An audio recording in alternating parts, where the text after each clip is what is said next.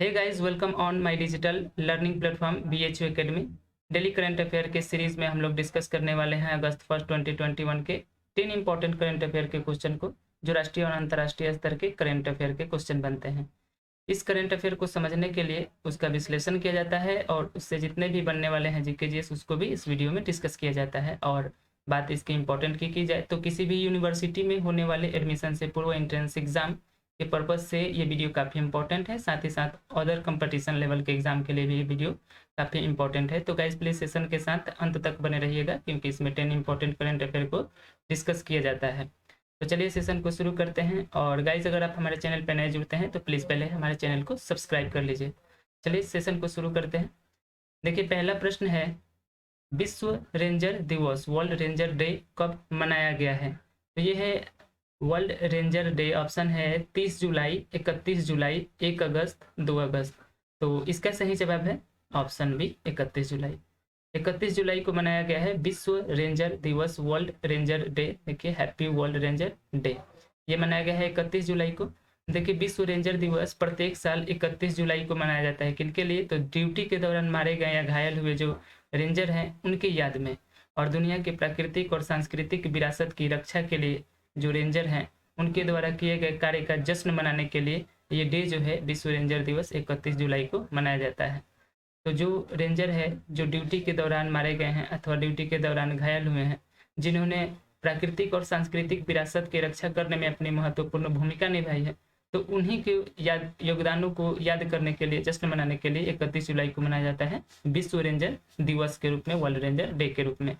ये रेंजर जो होते हैं एक ऐसे व्यक्ति होते हैं जिन्हें प्राकृतिक संरक्षित क्षेत्रों को संरक्षित करने के काम सौंपे जाते हैं। तो ये रेंजर आप लोग जानते हैं कि वो कौन होते हैं, जो प्राकृतिक संरक्षित क्षेत्रों को संरक्षित करते हैं, उनका संरक्षण करते हैं। और 1992 में आज ही के दिन इंटरनेशनल रेंजर फेडरेशन की स्थापना हुई थी और पहली बार 2007 में इस डे को आयोजित किया गया था। तो 1992 में ये 31 जुलाई को ही इंटरनेशनल रेंजर फेडरेशन की स्थापना हुई थी। देखिए, इंटरनेशनल रेंजर फेडरेशन की स्थापना हुई थी और इस इंटरनेशनल रेंजर फेडरेशन ने सबसे पहली बार 2007 में ही 31 जुलाई के दिन को सेलेक्ट किया था विश्व रेंजर दिवस मनाने के लिए। तो ये काफ़ी इम्पोर्टेंट डे है, जो रेंजर के जो ड्यूटी के दौरान मारे गए घायल हुए उनके, और साथ ही साथ उनके जो प्राकृतिक और सांस्कृतिक विरासत के रक्षा में उन्होंने जो अहम भूमिका निभाई, तो उन्हीं को योगदानों को याद करने के लिए ये डे मनाया जाता है। अब देखिए, दूसरा प्रश्न है, गुलाबी संरक्षण परियोजना अर्थात पिंक प्रोटेक्शन प्रोजेक्ट को किस राज्य ने शुरू करी है? तो ये है पिंक प्रोटेक्शन प्रोजेक्ट और इसको किस राज्य के द्वारा हाल ही में शुरू किया गया है? ऑप्शन है उत्तर प्रदेश, महाराष्ट्र, केरल, कर्नाटक। तो इसका सही जवाब है ऑप्शन सी, केरल। केरल की सरकार ने महिलाओं के सुरक्षा के लिए पिंक प्रोटेक्शन प्रोजेक्ट को शुरू किया है। देखिए, the Kerala police launch a new initiative called the pink protection project for the protection of human in public, private and digital spaces. तो जो भी पब्लिक प्लेस है, प्राइवेट प्लेस है, जो डिजिटल स्पेसेस हैं, वहाँ पर वुमेन के सिक्योरिटी के लिए, वुमेन के प्रोटेक्शन के लिए केरल के गवर्नमेंट ने पिंक प्रोटेक्शन प्रोजेक्ट को लॉन्च करी है।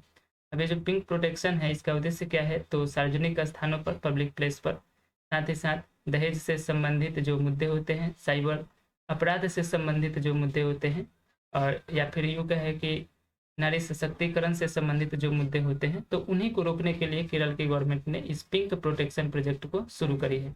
अब देखिए, केरल की गवर्नमेंट ने इसको शुरू करी है तो केरल का गठन हुआ था स्टेट के रूप में 1 नवंबर 1956 को। कब हुआ था? 1 नवंबर 1956 को केरल को राज्य का दर्जा दिया गया था।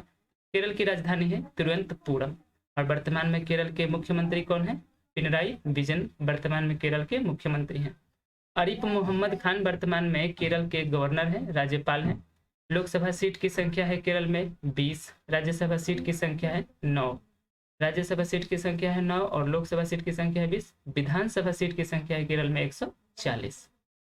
केरल का राजकीय पशु है हाथी। यह हाथी केरल का राजकीय पशु है।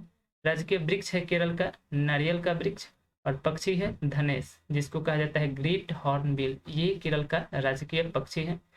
अमलतास का फूल जो है केरल का राष्ट्रीय फूल है। बात की जाए अगर नेशनल पार्क की, तो देखिए most important silent valley national park, ये काफी इंपॉर्टेंट केरल का नेशनल पार्क है। एराविकुलम राष्ट्रीय उद्यान, ये भी केरल में है। पेरियार, ये भी मोस्ट इंपॉर्टेंट पेरियार राष्ट्रीय उद्यान, ये भी केरल में स्थित है।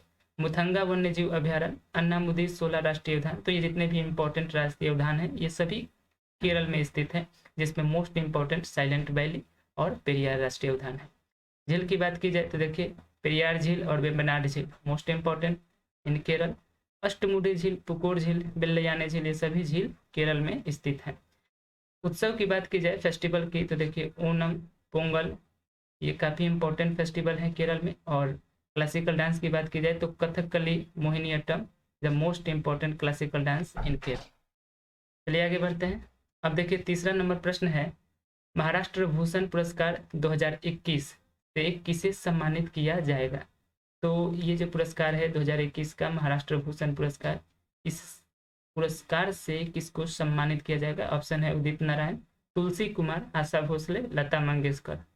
तो इसका सही जवाब है ऑप्शन सी, आशा भोसले। देखिए इमेज में ये है आशा भोसले और इन्हीं को 2021 का महाराष्ट्र भूषण पुरस्कार से सम्मानित किया जाएगा। ये हिंदी सिनेमा के प्रसिद्ध पार्श्व गायक हैं आशा भोसले और इन्हीं को ये प्रतिष्ठित पुरस्कार महाराष्ट्र भूषण पुरस्कार 2021 से सम्मानित किया जाएगा। महाराष्ट्र भूषण चयन समिति की अध्यक्षता में महाराष्ट्र के वर्तमान में मुख्यमंत्री उद्धव ठाकरे ने इसकी घोषणा की है कि इस बार 2021 का महाराष्ट्र भूषण पुरस्कार आशा भोसले को दिया जाएगा।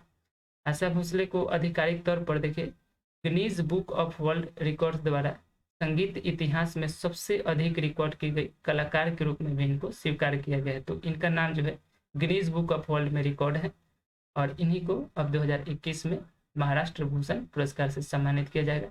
इसके पूर्व देखिए भारत सरकार ने 2000 में दादा साहब फाल्के पुरस्कार से आशा भोसले को सम्मानित किया है और 2008 में पद्म भूषण से भी सम्मानित किया गया है इनको।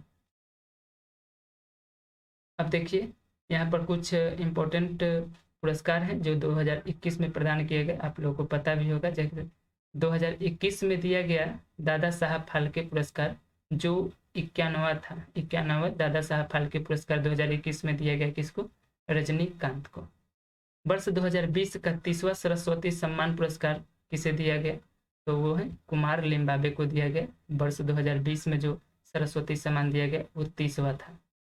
कलिंग रत्न सम्मान 2021 से सम्मानित किया गया है विश्व भूषण हरिश्चंद्र को। यह है इंडियन अचीवर्स अवार्ड 2021 और इससे सम्मानित किया गया है जसपाल राणा को। 66वें फिल्म फेयर अवार्ड 2021 में किस सर्वश्रेष्ठ फिल्म को सम्मानित किया गया है अथवा किस सर्वश्रेष्ठ फिल्म को चुना गया है, तो वो है थप्पड़ मूवी को चुना गया है। चलिए आगे बढ़ते हैं। अब देखिए 4 नंबर प्रश्न है, विश्व व्यापार संगठन के हालिया रिपोर्ट के अनुसार कृषि उत्पाद निर्यात करने के मामले में भारत का स्थान क्या है।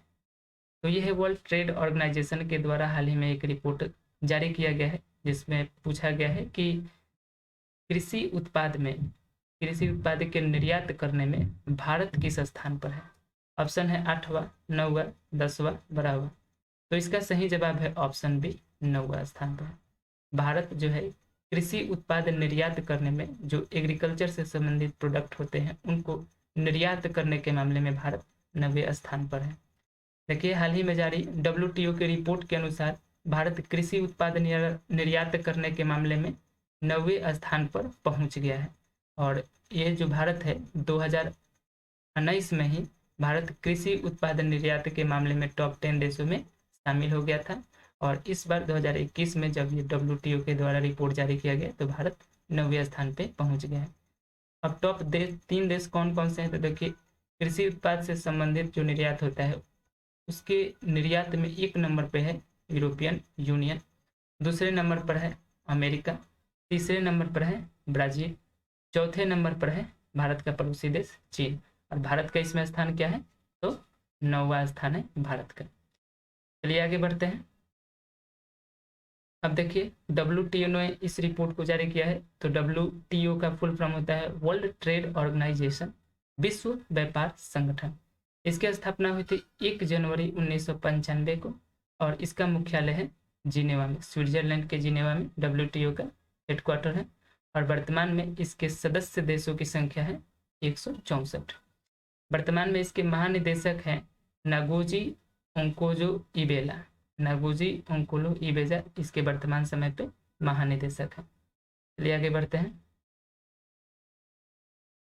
अब देखिए 5 नंबर प्रश्न है, वैश्विक शिक्षा शिखर सम्मेलन 2021 का आयोजन कहाँ किया जाएगा? तो 2021 में आयोजन किया जाएगा वैश्विक शिक्षा शिखर सम्मेलन का, तो कहाँ किया जाएगा? ऑप्शन है इटली, लंदन, पेरिस, ब्राजील। तो इसका सही जवाब है ऑप्शन बी, लंदन। लंदन में 2021 का वैश्विक शिक्षा शिखर सम्मेलन का आयोजन किया जाएगा।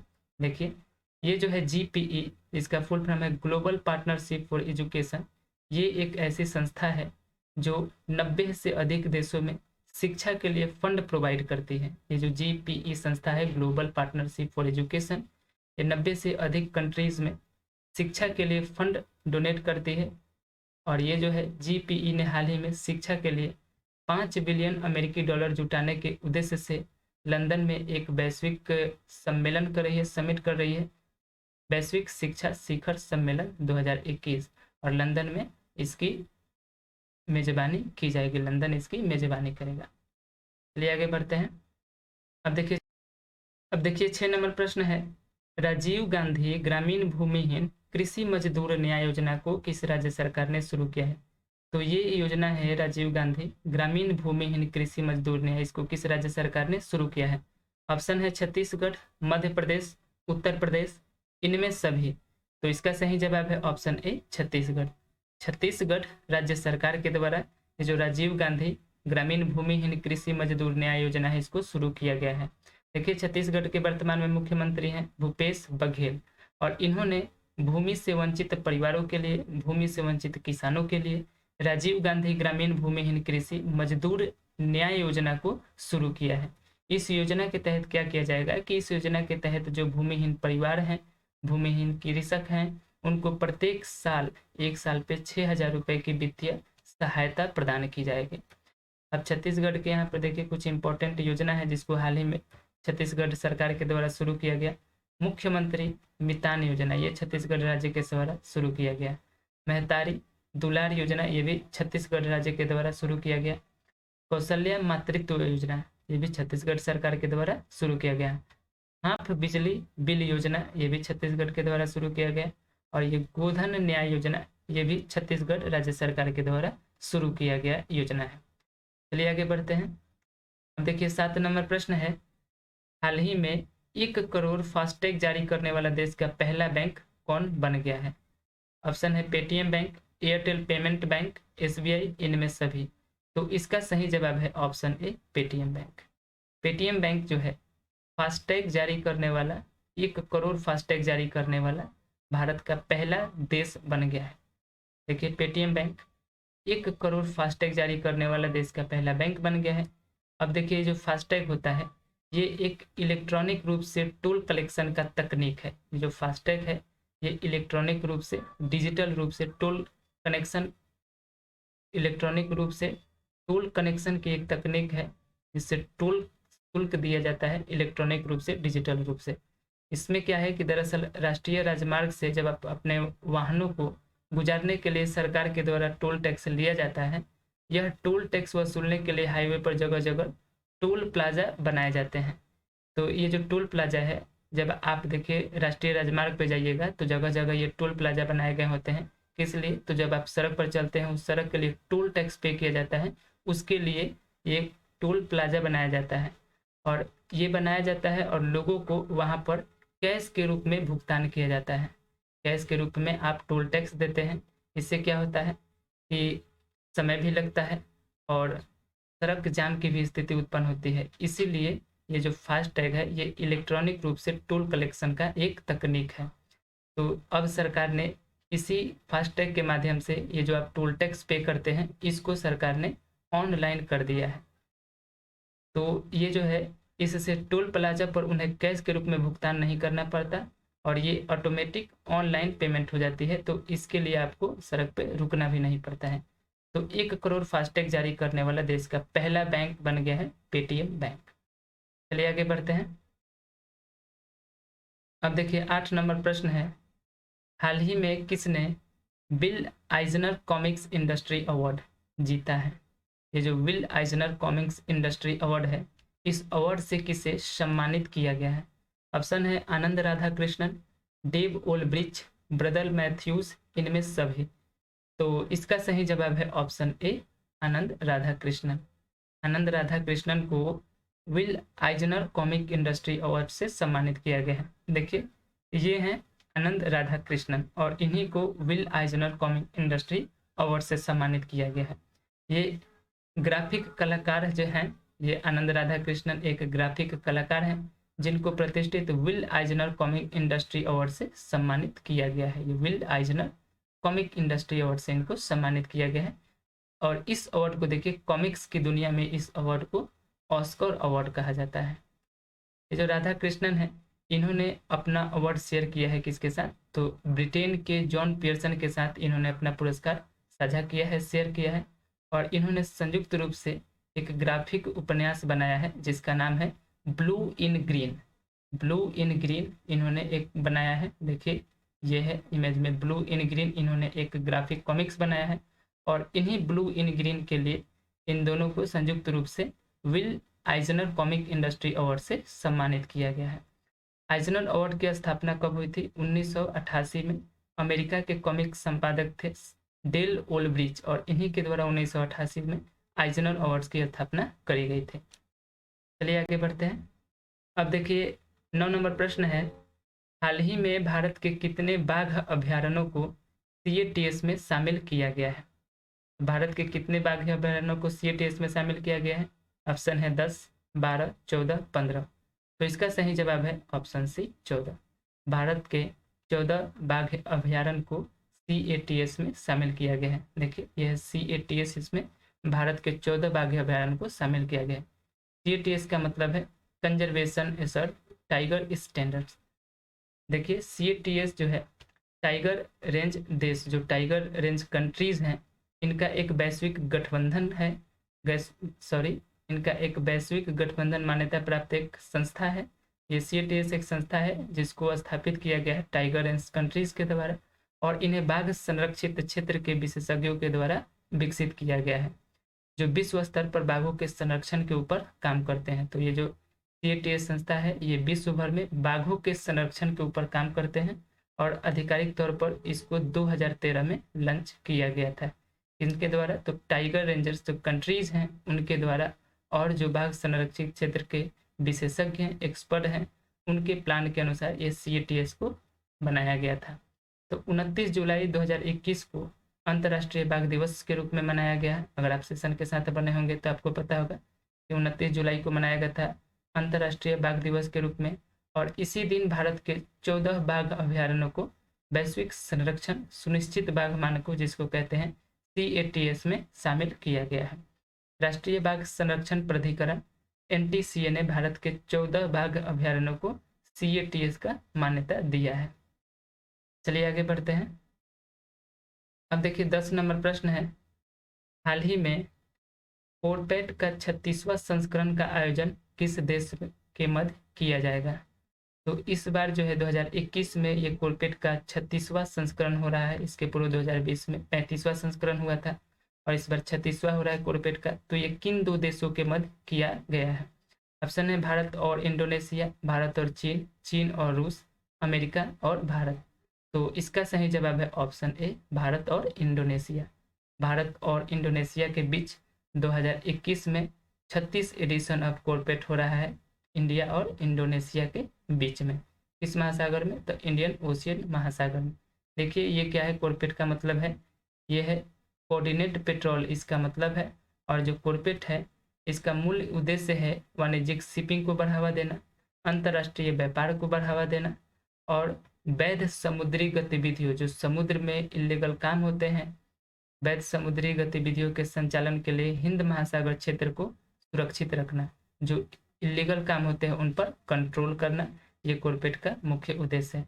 इस अभियान में देखिए हिंद महासागर क्षेत्र में भारतीय नौसेना का जहाज है एक INS सरयू, ये पार्टिसिपेट किया है। और इंडोनेशियाई एक नौसेना जहाज है KRI बंगटोमो, ये इंडोनेशिया का है KRI बंगटोमो और भारत का है INS सरयू। इन्होंने संयुक्त रूप से हिंद महासागर क्षेत्र में इस अभियान में शामिल हुआ है। संयुक्त रूप से इन्होंने गश्त अर्थात कॉर्पेट कर रहे हैं, इन्होंने भाग लिया है। और देखिए the 36 edition of CORPAT between India and Indonesia is being held on 30 और 31 जुलाई 2021। तो ये जो आयोजन किया गया है इंडिया और इंडोनेशिया के मध्य में 36वां एडिशन कॉर्पेट का, ये चलेगा 30 और 31 जुलाई के मध्य अर्थात 2 दिन। चलिए आगे बढ़ते हैं। अब देखिए इस सेशन में अंतिम प्रश्न था, पिछले अभ्यास प्रश्न का विश्लेषण देख लेते हैं। अगर आप लोगों ने पिछला वीडियो देखा होगा तो पिछले वीडियो में आप लोगों से पूछा गया था कि माई गवर्नमेंट अर्थात मेरी सरकार नामक पोर्टल को किस राज्य सरकार ने लॉन्च किया है, किस राज्य सरकार ने शुरू किया है। तो इसका सही जवाब था उत्तर प्रदेश। उत्तर प्रदेश की सरकार ने ये माई गवर्नमेंट नामक पोर्टल को लॉन्च किया था। इसका उद्देश्य क्या था, तो इसका उद्देश्य था कि सरकार जो है प्रशासन और आम नागरिकों के मध्य संबंध स्थापित करेगी इस पोर्टल के माध्यम से। इससे क्या होगा कि सरकारी योजनाओं का आम नागरिकों के द्वारा मूल्यांकन किया जा सकेगा, वो उसको समझ सकेंगे और साथ ही साथ जो आम नागरिक है उन योजनाओं पर वे अपनी राय भी साझा कर सकेंगे सरकार के साथ। तो इस उद्देश्य से उत्तर प्रदेश की सरकार ने माई गवर्नमेंट नामक पोर्टल को लॉन्च किया है। अब आज के अभ्यास प्रश्न को देख लीजिए। आज का अभ्यास प्रश्न है, हाल ही में निर्यातक बनो योजना को किस राज्य सरकार ने शुरू किया है। अगर आप सेशन के साथ बने होंगे तो इसका सही उत्तर आप लोग को पता होगा कि निर्यातक बनो पहल जो है किस राज्य सरकार ने शुरू किया है। ऑप्शन है मध्य प्रदेश, गुजरात, राजस्थान, पश्चिम बंगाल। इसका सही उत्तर आप लोग कमेंट सेक्शन में टाइप करना है। साथ ही साथ इस योजना के उद्देश्य क्या है वो भी आप लोग कमेंट सेक्शन में टाइप करना है। और जो भी स्टेट इसमें से आंसर के रूप में होते हैं उस स्टेट के बारे में आप लोग जितना कुछ जानते हैं उस सभी को कमेंट सेक्शन में टाइप करना है। तो गाइज आशा करता हूँ कि ये वीडियो आप लोगों को पसंद आया होगा। इसके पीछे जितने भी वीडियो पोस्ट किए गए हैं अगर आप लोगों ने वो वीडियो देखा है तो आशा करता हूँ कि वो वीडियो भी आप लोगों को पसंद आया होगा।